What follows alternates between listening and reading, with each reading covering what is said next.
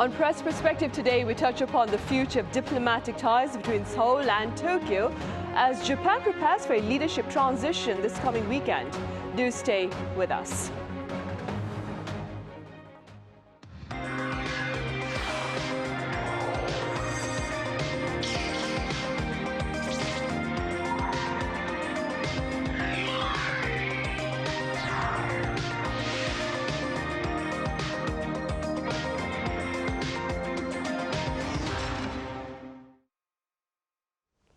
Hello and welcome to Press Perspective for this Thursday, October 2nd here in Seoul. I'm Min Sunhee. Earlier this week, President Lee Jae Myung played host to Japanese Prime Minister Shigeru Ishiba in the southern port city of Busan, highlighting the importance of promoting partnership in tackling issues of common interest regardless of their domestic politics. For more on this, I have Walter Sim with Singaporean Daily, the Straits Times, live on the line. Walter, it's lovely to have you with us. Likewise, thank you for having me. I also have Doctor Choi Eunmi at the Asan Institute for Policy Studies live on the line as well. Dr. Choi, it's a pleasure to have you with us. Thank you for having me today. Right, Walter, let's begin with the politics there in Japan. The ruling Liberal Democratic Party is scheduled to select a successor to Prime Minister Shigeru Ishiba this coming Saturday, I believe. For the sake of context, Walter, could you walk us through the events that led up to this particular development? Right, so what happened was that Prime Minister Shigeru Ishiba said on September 7th that he would step down, and it was then seen as kind of a bombshell announcement. And his rationale for the timing, of course, was that a US trade deal had just been concluded and signed earlier that week. And so there was no other outstanding issues from his tenure. But of course, that his personal preference would have been to stay on, but yet that was impossible because his rivals within the LDP were all agitating for him to quit. So what the LDP has in its party rules is that a presidential election can be called, or rather can be forced, if more than half of the elected lawmakers petition for one, and many were already baying for accountability after the LDP suffered successive electoral losses that left the party in a minority position in both houses of the Diet. His resignation, however, comes despite a U-turn in public sentiment in media polls in August, with many Japanese actually campaigning and lobbying for him to stay on. So just yesterday, Mr. Ishiba marked 1 year of his short-lived tenure, which will end not on Saturday, of course, when his successor is chosen within the LDP out of the 5 contenders who are in the running, but in mid-October. I think October 15 is the date that is floated, and that's when an extraordinary Diet session will be called to formally nominate and elect the new Prime Minister. Right, and against this backdrop, Dr. Choi, as I mentioned earlier, early this week, President Lee Jae Myung played host to the Japanese Prime Minister in the port city of Busan. What do you believe, Dr. Choi, are the broader implications of this interaction? Well, the summit in Busan marks the third meeting between President Lee Jae Myung and Prime Minister Ishiba. Given the Prime Minister Ishiba has served for only 1 year, and the Korean government has just been launched. It's it's very extraordinary, I think, for two leaders to meet this often. So typically, the summit alternates a summit meeting between Seoul and Tokyo, but this time it was took place in Busan. So I find it is particularly meaningful for two countries. Well, another notable aspect is their topic they addressed in the summit meetings was not only for the security or economic issues, but also pressing the social challenges faced by both countries, such as the declining birth rates and the aging population and the risk of regional decline. So in this way, I believe Korea and Japan are significantly broadening the scope of their cooperation. And also politically, I think Prime Minister Ishiba's decision to visit Korea just before Japan's political leadership transition demonstrates a strong intent to maintain, maintain and then build upon the current positive momentum in Korea-Japan relations. Right, and that, of course, has been shared by quite a number of pundits here in the country. That being said, Walter, what can you tell us about the response over in Japan to Prime Minister Ishiba's diplomatic agenda here in South Korea? Right, and as Dr. Choi pointed out earlier, it really is very extraordinary, the frequency of the visits and meetings between Mr. Ishiba and Mr. Lee, given how young both administrations are. And yes, the response in Tokyo has likewise been extremely positive, and I think it really does send a very strong signal that Mr. Ishiba's swan song diplomatic trip and kind of a goodwill visit to South Korea. It kind of sends this very strong signal that Japan cherishes the stability and positive momentum of its bilateral ties with its neighbor. And of course, this does not come easy, given how both countries share differences in terms, especially in terms of history.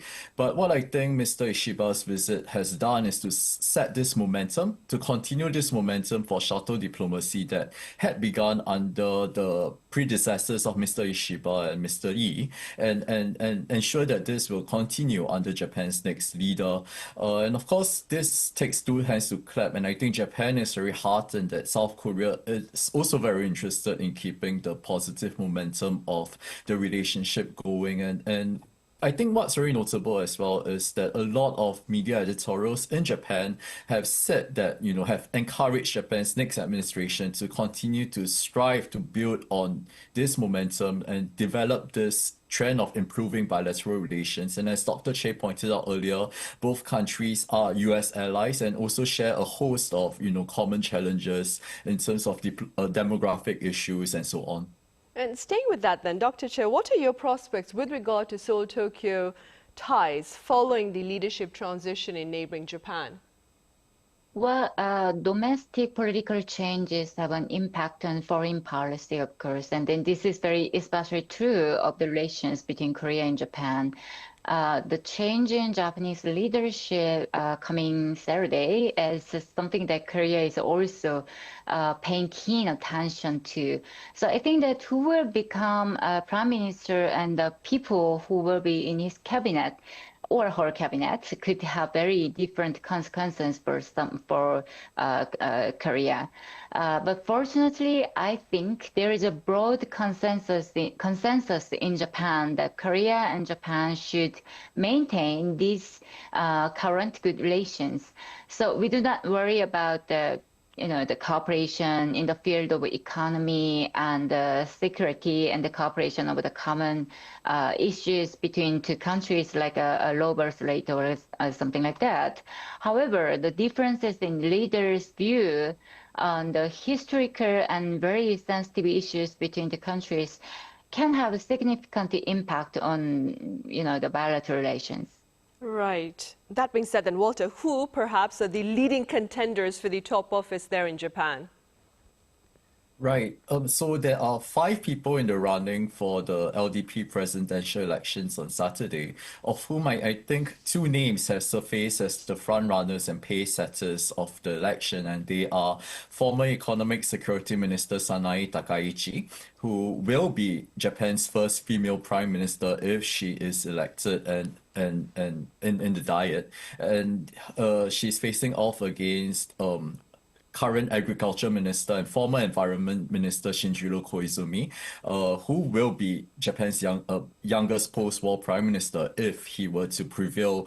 But of course, there are 3 other people in the running, and I think one name that has been surfacing in domestic media and who should not be ruled out is Chief Cabinet Secretary Yoshimasa Hayashi, who has been gaining momentum in his campaign as well. So what's going to happen on Saturday is that this election will start at 1 p.m. and 590 votes will be at stake. So of these votes, half of this will be allocated to the 295 elected lawmakers, and the other half will be proportionally allocated according to the votes cast by 910,000 rank and file LDP members from across Japan.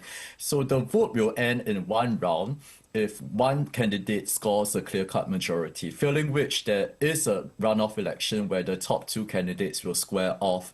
And so as I mentioned earlier, going by media polls, it does seem like it might be a Takaichi versus Koizumi instance, with Koizumi having solid support amongst lawmakers and Takaichi having more support amongst the rank and file members. But if I may add, I think the odds seem to be quite stacked against Takaichi, according to media analysis as well as tallies that's been circulating in Japan. Even if she were to make it to the final two, and I think it's notable that last year she actually came in first out of 9 candidates, only to lose to Prime Minister Ishiba in the second round, and it does not seem like she has that much lawmaker support as well again this year. So, but that being said, if it were say a Koizumi versus Hayashi tie-up, it does seem likely that Hayashi might prevail in the second round. Right. Walter, with regard to the front runners in this particular race, what has been shared about their potential policy with regard to South Korea? Right. If Hayashi if Chief Cabinet Secretary Yoshimasa Hayashi were to win, I think we would see a lot of continuity, considering that he was the right-hand man of former Prime Minister Fumio Kishida and now under Prime Minister Shigeru Ishiba as well. But that said, I think there are a lot of question marks if Ms. Takaichi or Mr. Koizumi were to prevail, and concentrating this focus on the two of them, given that there are a lot of uncertainties, I think both of them are seen as very ideologically different, given how Ms. Takaichi is considered to be very hawkish and Mr. Koizumi considered to be very liberal in their positions, especially for social issues, like the right for married couples to maintain different surnames. But that being said, in their bid to broaden their appeal in this campaign period, both Ms. Takaichi and Mr. Koizumi have kind of shifted towards a more moderate line, and so they are trying to appeal to as many lawmakers and voters as possible. But even so, I think it must also be said that both Ms. Takaichi and Mr. Koizumi are actually conservatives at heart, and they have regularly visited the Yasukuni Shrine, where Class A war criminals are enshrined amongst the war dead. And Mr. Koizumi's father, Junichiro Koizumi, when he was Prime Minister from 2001 to 2006, also made it an annual habit to go to the Yasukuni on August the 15th as well. So history, as I think we have discussed time and again, is one issue that can derail this positive momentum in bilateral relations, and it is, of course, of note that both candidates have declined to give a clear statement of whether they will continue this annual practice to the Yasukuni, and both have also said that diplomacy is important. So on that note, I think despite all the question marks and uncertainty, I think Japan's position is that South Korea is a key partner, and I don't foresee any significant shifts in the short term, especially in terms of diplomatic relations between both countries. Right then. Keeping in mind what Walter has just said, Dr. Choi, what are your prospects with regard to differences over history between Seoul and Tokyo? Do you see this particular reality as perhaps hindering productive ties between these two countries? Well, that's really, I think, good questions. And I also think that this kind of historical issues can is going to hinder the two countries' tie at this moment. But I'm not sure, but apparently I can say in Korea, many people, I mean, the most media or people who are interested in this elections, they also very keen attention. The building the Yasukuni Shrine is drawing keen attention from Korea. So I do not hope this is not all two countries, but at this moment, but the focus is whether the visit made by Koizumi Shinjiro or Takaichi Sanae to Yasukuni Shrine in the past is going to continue even after they he or she became a prime minister. But I think maybe this kind is going to be different. And actually these days, Takaichi Sanae also do not apparently say she will going to Yasukuni Shrine if she becomes a prime minister. So I think maybe it might be different, but after it is a matter of how to deal with the historical issues and how Seoul responded to them when they arose. So although the two countries have very good relations and friendly relations these days, but it remains to be seen that will happen when these problems rise again. So we will see and how the Korean government responds to when it happens from Japanese side. Right, I suppose we'll cross that bridge when we come to it then. Walter, moving forward, it's been said that US President Donald Trump will stop by Japan during his trip to this part of the world for the APEC leaders meeting here in South Korea. He's likely to sit down with the new Japanese Prime Minister. What has been shared about ties between Tokyo and Washington in recent times, Walter? Right. Well, I do think that Japan really values its security alliance as well as its relationship with the United States, regardless of who is in office in both countries. So despite the volatility of the Trump era as well as the uncertainties in Japanese politics, I think the foundations of bilateral relations between Japan and United States in terms of their security alliance, in terms of their trading relationship are very strong.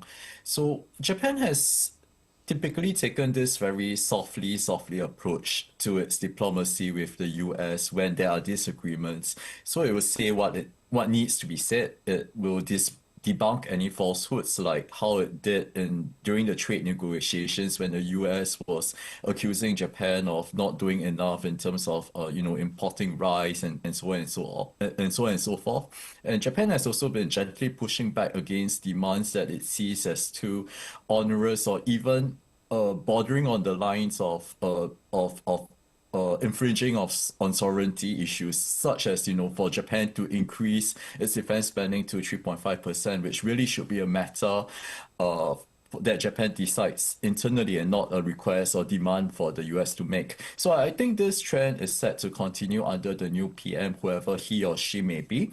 Of course, things may be easier if it were say to be Mr. Hayashi or Mr. Motegi or Mr. Koizumi, given that they have existing relationships with the United States, be it in their previous roles on the cabinet or having studied in the United States previously.